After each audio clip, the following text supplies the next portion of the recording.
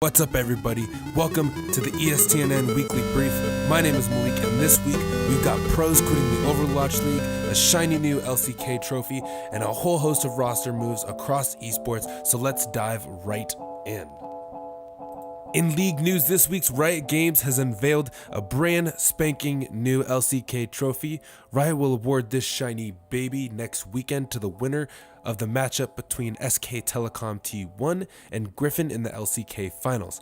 I mean, look at this thing. It's beautiful. Who wouldn't want to take it home? Now, in playoff news, the LEC is all set for the Spring Split final, which will see Fnatic, fresh off of a win against Origin, face off against G2 Esports.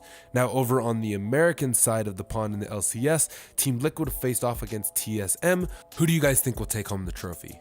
Me? My money's on Team Liquid, but TSM has handled TL in the past, so it's going to be a great matchup for fans of the NA League of Legends regardless. In patch territory, Riot blasted Morgana with some nerfs on the most recent iteration of the PBE, and after buffing her in 9.5, Riot has nerfed the AP ratios on both her Dark Binding, 90% to 75%, and her Black Shield, 70% to 40%.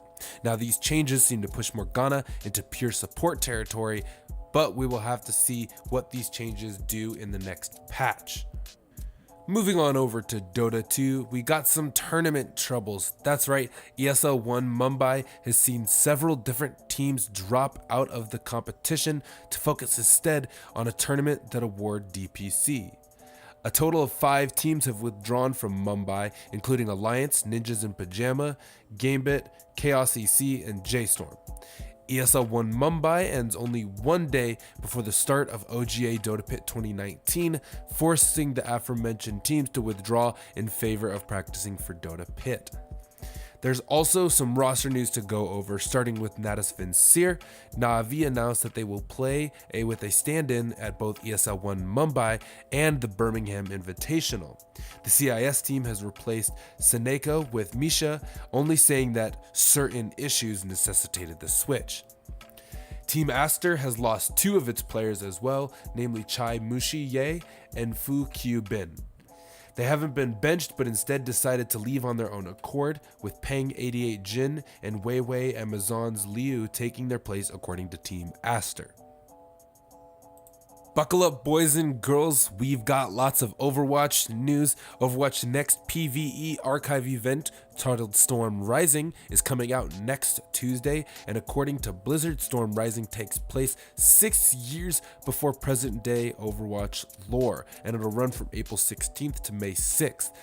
The update should come with lots of new skins, cosmetics, things like that, but for one, I'm mostly excited to get a PvE mode back because we don't have it as a base mode in Overwatch, and it's something that I have a lot of fun with between getting smashed and losing SR in competitive.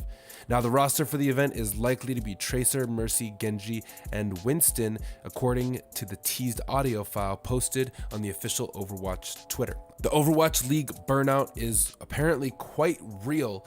A lot of players have already dropped out. In fact, in the past 14 days, 4 individual players have retired from the Overwatch League. And if the Overwatch League was 5-10 years old, this might not come as much as a surprise. But considering that they've only had one real full season, and this could be cause for concern considering how young the league is. Kotaku has reported that Do Young Stellar Lee, Dallas Fuel star DPS Huyong Effect Huang, and Dallas Fuel tank player turned assisted coach Christian Coco Johnson have all left their respective teams. There's also been a lot of swaps and roster changes coming around in Overwatch, so we're not sure what's going on, but hopefully everything will settle down eventually. The report went on to indicate that a lot of this burnout might come from the length of the seasons and just how many games are played. I mean, you gotta think we have 4 days with 4 matches each day of Overwatch League, and some teams play twice in a weekend, and this can burn them out, obviously between scrims and the season lasting for about 6 months. Just a lot of factors contribute to this.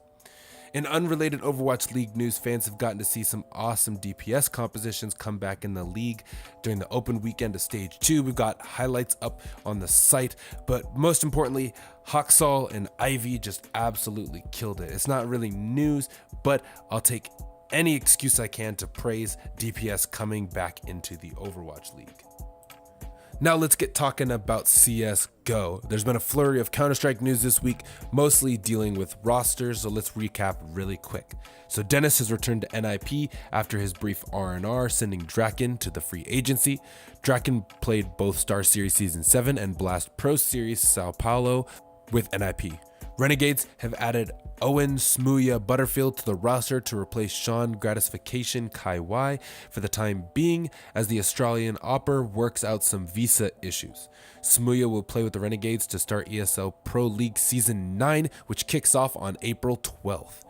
Now, Team LDLC came back with a vengeance this week, shutting down rumors that the French CS stalwart was done for good in the Counter-Strike scene. A mere week after releasing its roster, LDLC announced a new 5-man unit, including newcomers Engin, Major Kupeli, and Rodolphe Rodin Bianco. 3 other members have also been on the LDLC at one time or another: Alexander Eximus Forte, Christoph Sixer Exia, and Vincent Happy Schopenhauer, but this up on the screen, you can see they all round out the group. In tournament news, Blast Pro Series Miami starts this weekend, Friday, April 12th, and it features a whole host of top teams. Astralis, Team Liquid, Navi, FaZe Clan, Cloud9, MIBR will all face off against one another in a series of best of ones in order to reach the grand final. The Blast Pro Series features a single round robin format, making it easy for fans to get a quick fix of competitive Counter-Strike. In Fortnite news, Epic is introducing a new bomb in the upcoming patch for the massively successful Battle Royale game.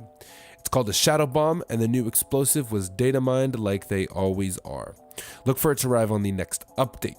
Plus, you can't have bombs without planes. That's right, Fortnite's bringing back aircraft for a special limited time game mode. And finally, Epic removed a particular fan-made creation from the block this week, as some players remarked that the scene was a bit too grisly for the cartoonish Battle Royale. That's it for the ESTNN Weekly Brief. Stay tuned, we got lots of videos going on, Overwatch highlights coming up, we even got a league video that we're working on. So yeah, stay tuned and talk to you guys next week.